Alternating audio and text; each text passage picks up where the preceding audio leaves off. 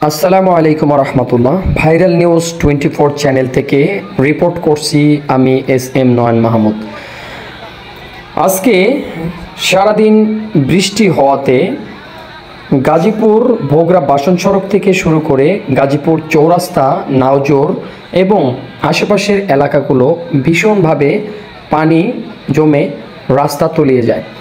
আর এই রাস্তায় এত মানুষের চলাচল এবং এত গাড়ি চলাচলের ব্যাহত হয় যা আপনারা নিজের চোখেই দেখতে পাচ্ছেন। গাজীপুরে বিশেষ করে বাসন সড়ক, বাইপাস এবং চৌরাস্তা এই সমস্ত এলাকাগুলো সামান্য কিছু বৃষ্টি হওয়ার পরে এত পরিমাণে পানি জমাট বাঁধে এবং রাস্তা পুরোটাই তলিয়ে যায়। এখানকার মানুষগুলোর এত বেশি দুর্ভোগ পোহাতে হয় এবং ঢাকাগামী এবং ময়মনসিংহ ঢাকাগামী যে গাড়িগুলো রাস্তায় চলাচল করে এগুলো অনেক বেশি দুর্ঘটনার সম্মুখীন হয় এবং অনেক যানজটের সৃষ্টি হয়। আপনারা দেখতে পাচ্ছেন মেন রাস্তায় কিন্তু অনেক পরিমাণে পানি জমে গেছে। আর এই পানিগুলো জমার কারণ কি, আসলে এটা খতিয়ে দেখার মতো আমি এখনো পর্যন্ত কোনো উদ্যোগ দেখিনি।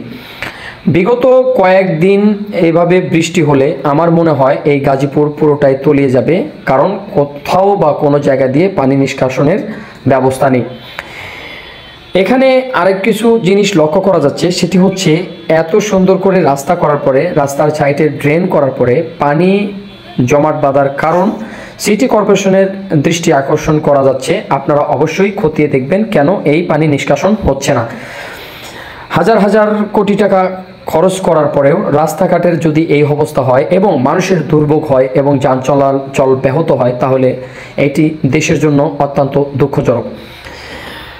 সড়ক এবং পরিবহন মন্ত্রণালয়ের যারা কর্মরত আছেন এবং দায়িত্বে আছেন, অবশ্যই আপনারা এদিকে একটু নজরদারি করুন এবং গাজীপুর সিটি কর্পোরেশনের যিনি দায়িত্বে আছেন অবশ্যই আপনাকে এই গাজীপুরের ভোগড়া বাসন সড়ক থেকে শুরু করে চৌরাস্তা, বিভিন্ন শিল্প এলাকাগুলো আপনাকে ভিজিট করে দেখতে হবে এবং এগুলা কিভাবে খুব দ্রুত সংশোধন করা যায় এবং পরবর্তীতে যেন আর পানি না জমে সেই কাজটি করা যায়, সেই দিকে আপনাদের বিশেষভাবে অনুরোধ জানাচ্ছি।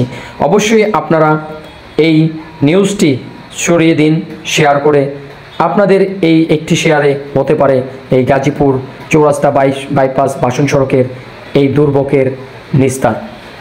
ধন্যবাদ। সকলে ভালো থাকবেন, সুস্থ থাকবেন।